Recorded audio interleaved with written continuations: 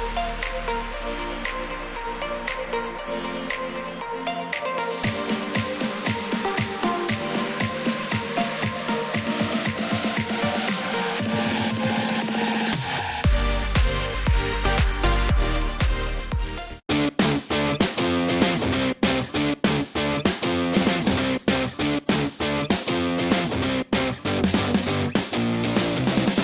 what's up, dude? Back home.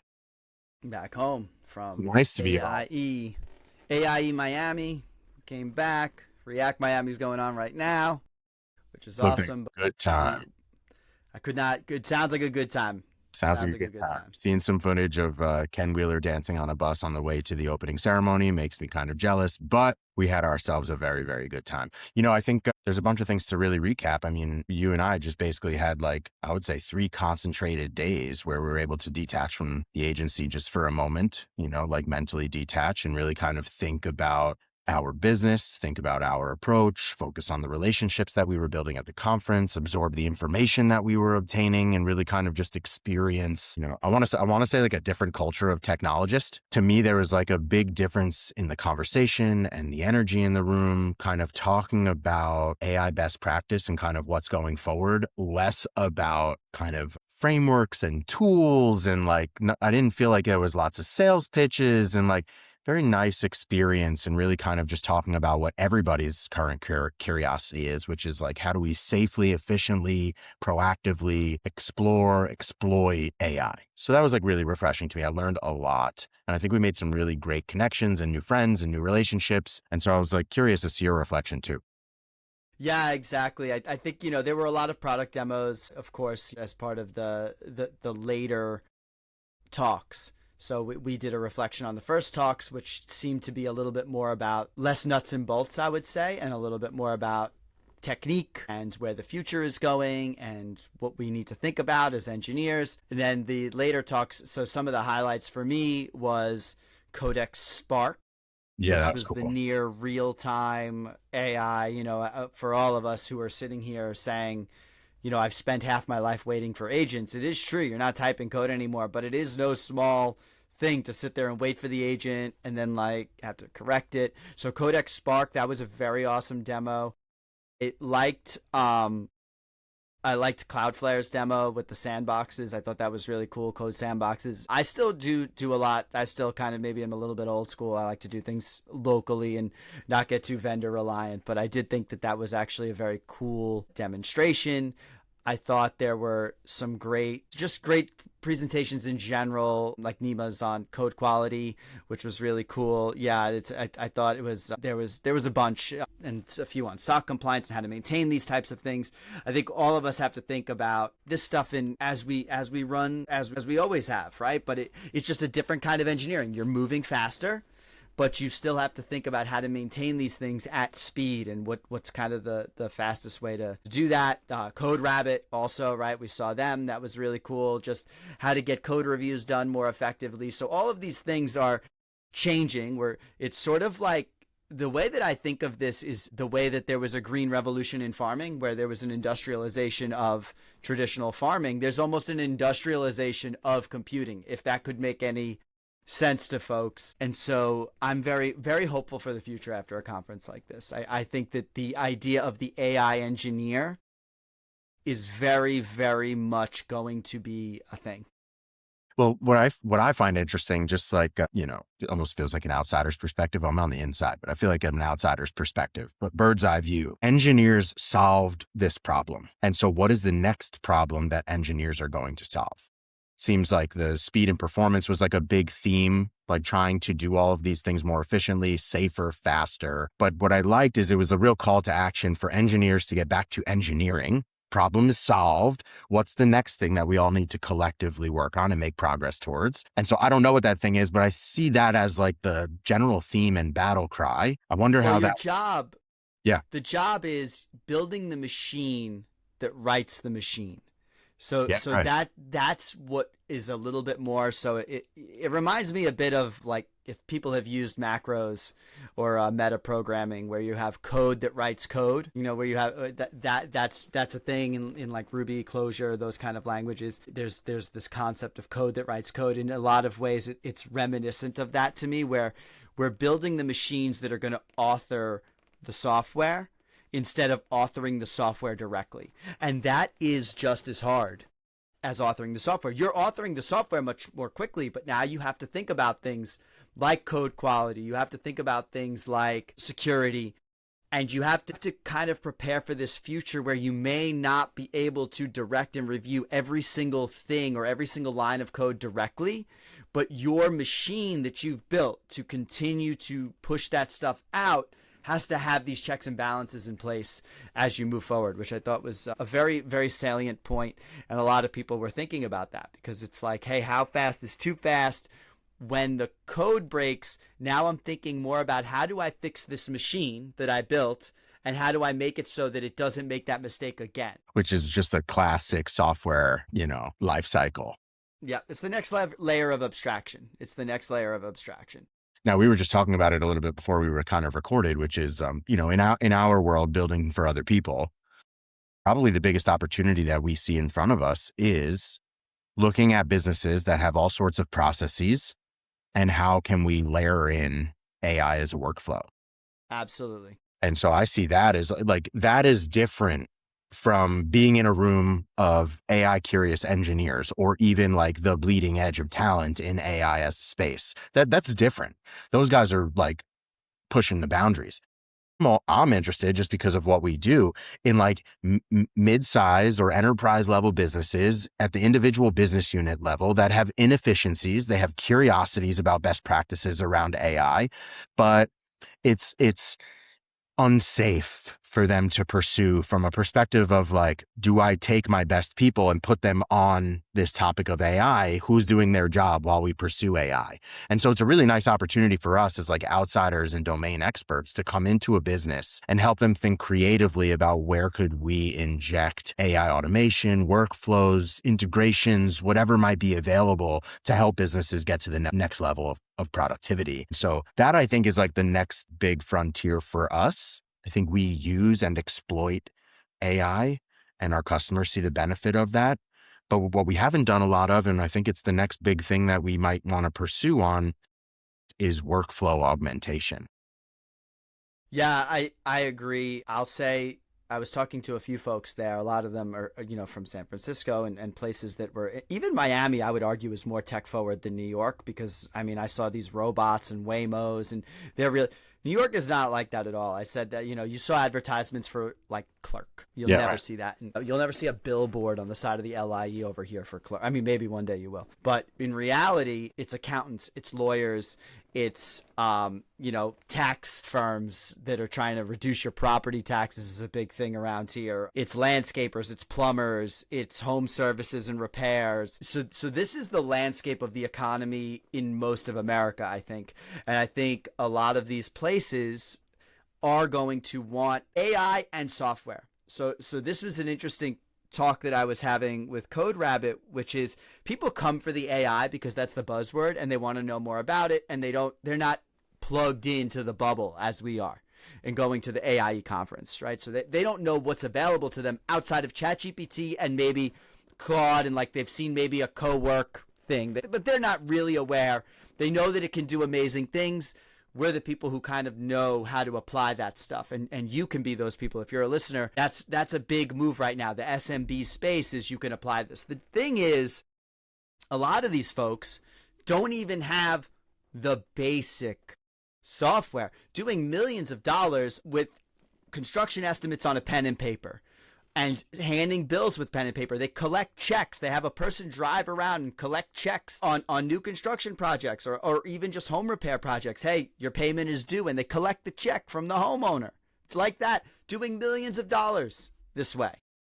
So one opportunity is they come for the AI, but then they realize, wait, I haven't built any software, Or they have software that they've built, but it's 10 years old and they don't use GitHub. They don't use version control. They don't have CI/CD. They still have on-prem servers, or maybe they have some stuff in Azure AWS, but it breaks all the time and they don't know who to, and like the guy they used to call isn't available anymore. And then they want to implement the AI, but then you realize there's all these other problems to solve. So when it comes to where I see our business going in our location, that's a very, very big opportunity, because when it comes to the big enterprisey kind of plays, you see it. There's forward deployed engineers at Anthropic, at OpenAI. The bigger companies are going to kind of take that ground. But for us indie devs out there, there's a big, big proving ground. Now you're going to run into the small business owner that doesn't want to spend any money on technology because they never have before. I'm not talking about that. That's why we always say focus on the M in SMB. I think it's really in that mid-tier space where people are doing 10 million plus a year, sometimes as much as 50, 60, 70 million a year. They do invest in software, but either the engineers they have are not leveraging AI, they're a little bit at the end of their career, totally understandable, but they aren't really picking up the new tricks, but they know they're out there. And I think, my side of the house, I should probably do more recording of this, but like my workflow as a non-engineer is fully AI enhanced. I wouldn't say automated yet, but every step of the way, every piece of my process has AI injected into it. And so how many businesses out there are not embracing it from a workflow automation perspective? And so I was inspired by that too, because even engineers still don't have a lot of their actual day-to-day workflow reliant or exploiting AI. And so I might be different in that I've been constrained by resources. We don't want to hire these resources to do like these, abstract, smaller little jobs around the agency. It's just like not enough work to keep somebody employed. So I've had to get creative about how I use some of this tooling. And so I'm reliant on what is being built out there by the indie engineers of the world and the big enterprise organizations, venture back, that are pursuing and pushing. I'm benefiting from that moment. So I represent those SMB customers. I represent Main Street businesses that are trying to figure out creative ways of utilizing AI and implementing solutions for themselves without burning their wallet, without taking on new expenses, new headcount, all that stuff. So not that you need to build yourself a custom piece of software, but we do need to take a look at what are the things that are driving new value in business, and is there tooling out there that helps you to get to your goals without just burning cash. And so I think between the two of us, between you and me and kind of the conversations that we were having at AIE, this is really about soft skills, non-technical, getting deeper with AI as a solution to business problems, and the super technical. And how are they pushing the limits? How are they making these solutions better, more implementable? And I like that symbiosis. That's why I feel like as a non-technical, I'm embraced. So much of my conversations feel like almost a relief for some of the folks that we talk to, which is like, I can't really hold the conversation in a super technical domain. But when we just talk about like general application to business, that's exciting for a lot of technical people. And so I have to assume that that's exciting for non-technical people as well, probably at larger scale. No, I agree. I mean, I've talked about this just at my son's school. I was talking to a software engineer, not really using AI at all, only engineer at a place. The owner of the place doesn't care whether they use AI or not. They're just used to paying that salary. This is not eliminating jobs. This is just where they've been. But they've been in the middle of a project, a data migration project for Shopify. I've talked about this for 2 years. And the agency they hired is just it sounds like an absolute horrendous experience. And they're kind of convinced that like, this must just be the way. And I'm like, in the time that it took for you to hire that person when they took that job 2 years ago, AI has come a long way, especially on that type of problem. Taking your databases, mapping this stuff, I can show you how to do this, and you will be amazed at what it can do, and it will help you do your job better. This business has no plans to bring in extra. It's not eliminating a job. This is actually preparing a business to grow so that they might hire another engineer because they're actually running at a better efficiency. What a lot of folks don't realize is a lot of small businesses cannot, the amount of business a small business has to grow by to pay an engineer $150 a year is insane. It is not the kind of growth that you see in Silicon Valley. It's just not. So if we can provide those solutions, they may actually see the growth where that investment in more AI engineers, people that can help them continue that growth, makes a lot of sense. It's not just about cutting the bottom line. It's about growing the revenue stream for them. They just have to get to a place where their teams are freed up enough to think about how they're going to do that. And so a lot of small businesses are constrained by this place where the problem's not big enough for me to hire someone new, but I need my existing team to just do it, and they're just bogged down doing these little things. We're in that same scenario, and there is no fundraise coming. Nobody's parachuting a few million in just to spend money. There's no valuation. So it's a very different world. But being at this conference, a lot of agency, a lot of people in Miami acting as consultants for AI for the small to mid-sized business space, because they see the opportunity there. Small to mid-sized business isn't going anywhere. That's right. That's right. But they're all super curious. If you think about it, they kind of run the world. There's like this like Narnia or Oz that is like Silicon Valley or the crazy VC venture backed businesses. That's not really Main Street America. That's not small business enterprise America. That's not like the billions, maybe trillions of revenue that's across the Long Island Expressway, like the classic industrial park buildings, innovation level buildings. Like that's not the world. So the world is really run by this category of curious business that is looking for efficient, long-term ways to add value to their technology motion. And it really isn't about like taking venture capital money and just like spray and praying. This really has to be very deliberate. This really has to be, we have classic solutions to the problems for our business. How can we improve on those using current techniques? It's very much like history repeats itself. When email was just introduced, it doesn't mean that the secretary lost their job for typewriting and licking envelopes to mail that out. They moved to email. And so like the embrace of technology, that's just where we're at. And people shouldn't necessarily be afraid of that. I would say cautious, optimistic, thoughtful in their approach. And if anything, it's kind of cathartic to go through that process. It's cathartic to go through that process because you will now iron out where you might have bloat, where you might have gaps. And so even at the very least, just going through that process of understanding your workflow, where you're reliant on people, process, and technology, that simple exercise is enlightening. Then you see if there's an opportunity to implement AI as a solution. And so I like this position that we're in. I like being in business at this moment in history. Like any ad. That's exciting. Really exciting. So it was really classic. And not to mention that it was a really dope conference just in general. It was in like an amazing part of Miami in Brickell. And we went into South Beach and like, it's just really a lot of fun, man. It was just good to catch some new friends and meet some old ones too. Yeah, it was great. I enjoy the conferences and all the talks, all the learnings, all the new meetings, and like you said, the way really thinking about positioning our business a little bit differently as we go into it, because this is very new. The tooling that's coming out is amazing, and there's just so many companies and startups being founded around this. What do you choose? So it's up to folks like us to test this stuff out. That's right. Separate the signal from the noise.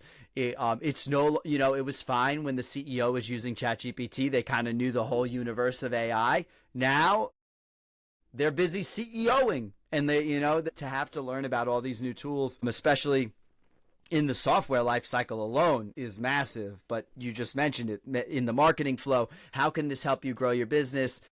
And things are changing, right? SEO, paid advertising. These things are all kind of a crapshoot for small businesses. You and I have seen it over and over again. That's not really working as well for the small business anymore. Now they're calling it AEO, artificial engine, search engine optimization. And how is that going to work? How does that apply to the small business? How do you get to the top of ChatGPT's recommendations? These are all new fields that are emerging out of the ether here, right? We just come back. What's one of our customers implementing?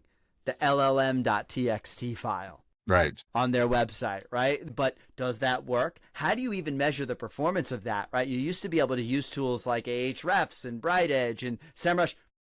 ChatGPT doesn't put out why they recommend, or how do you test if your LLMs.txt or if your content's working? These are all the questions we have to answer now and figure out and help small businesses through, because this is how people are increasingly going to find new businesses and solutions. And it's even simpler than all of that. Like, yes, that's very valid, but that's like 201. What did we do the other day when we were just sitting around after a beer or two trying to just think about ways of drumming up business? I sent Claude on an excursion through my Gmail to find any prospect that just died. Like, you would think like, oh, you have a CRM implemented. Like, yo, Not big, literally. not literally, right? Like, possible, but not literally. No, just a deal, just something that like just didn't end up as a customer, Right? A follow up, like, and it did it, and it and it does it found stuff. really freaking well, And and you it were does like, oh my God. text, right? And so like it's just little things, man, and like we could talk about all this the little efficiencies that I find exploiting the tools just creatively, because I don't really have a team that I can say go figure that problem out. The team that I have has a problem to figure out in its existing customers. You know, they can't just like depart on a Tuesday to go and, you know, figure something out. So I think, yeah, there's a real opportunity here to help businesses with their own staff efficiencies. How can we use these tools to not burn so much time, for example, to rifle through your email to try and find, let's say, prospects that went cold? Like, that's a job for AI. And guess But what? Then the AI how do you sends you do out. that? But how do you do that? How What do did you I do what that, did I right? say? What did I integrate? What solutions am I focused on? And so I'm excited for the future. I think the opportunity is ours to seize, and yours as the viewer to really think abstractly about, and you know, find folks that have really cool processes, share your stories and share your struggles, because that's where AI can definitely support your progress. But dude, welcome home. Welcome home. It's See you good to be later, huh? back. Good to be back. See you Peace. tomorrow. Peace.